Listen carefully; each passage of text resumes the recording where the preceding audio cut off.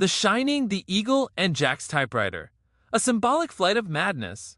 Stanley Kubrick's The Shining is a buffet of symbolism, serving everything from haunted hotels to rivers of blood to eagles? Yes, if you squint hard enough, the eagle emerges as a recurring and hilariously layered motif in the film. Somehow, Kubrick ties this bird of prey to Nazi Germany, the United States, and even Jack Torrance's Typewriter.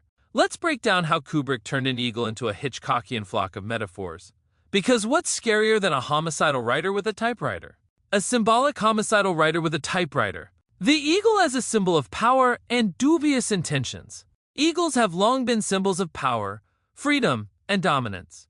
In ancient Rome, the eagle adorned military standards, representing the empire's unyielding authority. Fast forward a couple of thousand years, and the eagle took on a darker role as the emblem of Nazi Germany. With its outstretched wings and iron grip on a swastika, the Nazi eagle was less about freedom and more about terrifying oppression. Meanwhile, in the United States, the bald eagle became the proud mascot of democracy, liberty, and apple pie. It's like the eagle was playing both sides, hedging its symbolic bets. Kubrick, ever the master of subtlety, and by subtlety I mean blaringly obvious visual metaphors, knew exactly what he was doing when he brought the eagle into The Shining. In the film, the eagle becomes a symbol of duality, lofty ideals like freedom and ambition, twisted into something darker, oppressive, and homicidal.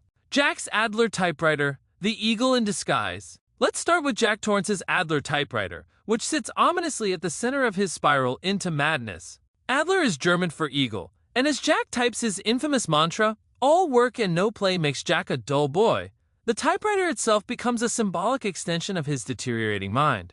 The Adler is sleek, efficient, and unnervingly precise, much like the German engineering that brought the eagle to prominence during Nazi rule. Is it a stretch to say the typewriter is Jack's version of a weaponized eagle? Maybe, but this is Kubrick we're talking about, so stretch we must. The Adler Typewriter represents both creativity and destruction, a tool capable of great expression but also a catalyst for madness. Jack starts out intending to use it to craft the great American novel but ends up using it to document his descent into violent lunacy. It's as if the typewriter, like the eagle, has a dual nature, an idealistic symbol of potential turned into an instrument of terror. The Eagle and the Overlook Hotel, imperialist overtones. The Overlook Hotel, with its unsettling grandeur and Native American burial ground backstory, is itself an imperialistic eagle. Just as the eagle symbolized Nazi Germany's expansionist ambitions and America's manifest destiny, the Overlook represents humanity's relentless desire to conquer and dominate.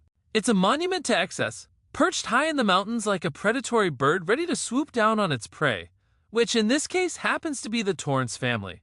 And let's not overlook, pun intended, the hotel's fixation on history. From its Native American imagery to its 1920s ballroom ghosts, the Overlook is steeped in the past, much like the eagle's symbol's ties to historical power structures.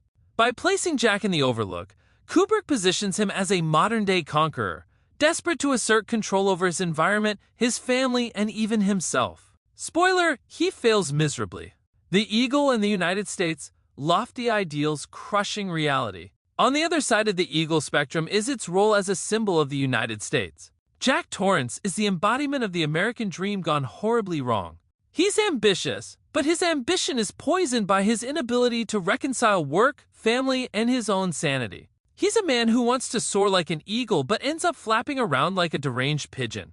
The eagle also connects to America's space race glory, particularly Apollo 11 feat's lunar module, the eagle. Conspiracy theorists love to point out Danny Torrance's Apollo 11 sweater and the supposed moon landing confession hidden in The Shining. Whether you buy into that or not, the eagle's connection to exploration, dominance, and overreach ties neatly into the film's themes. Like NASA planting a flag on the moon, Jack is trying to plant his flag on a blank sheet of paper. Both endeavors involve ambition, ego, and a lot of unnecessary stress. Jack is the fallen eagle. If Jack Torrance is the human embodiment of the eagle, he's a particularly tragic one. At the start of the film, Jack sees himself as soaring above his circumstances, ready to achieve greatness. By the end, he's a crazed man chasing his son through a frozen hedge maze, the symbolic equivalent of an eagle trying to catch a squirrel while blindfolded. Kubrick uses Jack's fall from grace to critique the darker side of ambition.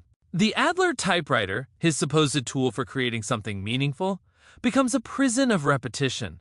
The Overlook Hotel, his grand opportunity, is a gilded cage that crushes him under the weight of its history. And Jack's own psyche, his metaphorical eagle wings, melts like Icarus flying too close to the sun. Or, in this case, freezing to death in a snowdrift. Final thoughts: soaring symbolism and Kubrick's dark humor. At the end of the day, the eagle in The Shining is many things. A nod to Nazi Germany's oppressive power, a symbol of America's lofty ideals and crushing failures, and a typewriter brand that proves Kubrick never missed a chance for layered storytelling. Whether it's the Adler typewriter hammering out Jack's madness, or the Overlook Hotel towering like an imperial eagle over its guests, the film's eagle symbolism highlights the perils of ambition and the fragility of those who dare to conquer. So, the next time you watch The Shining, keep an eye out for the eagle. It's there in the typewriter, the hotel, and Jack's unhinged quest for greatness. Just remember, not all who soar are eagles. Some are just men with axes and bad ideas.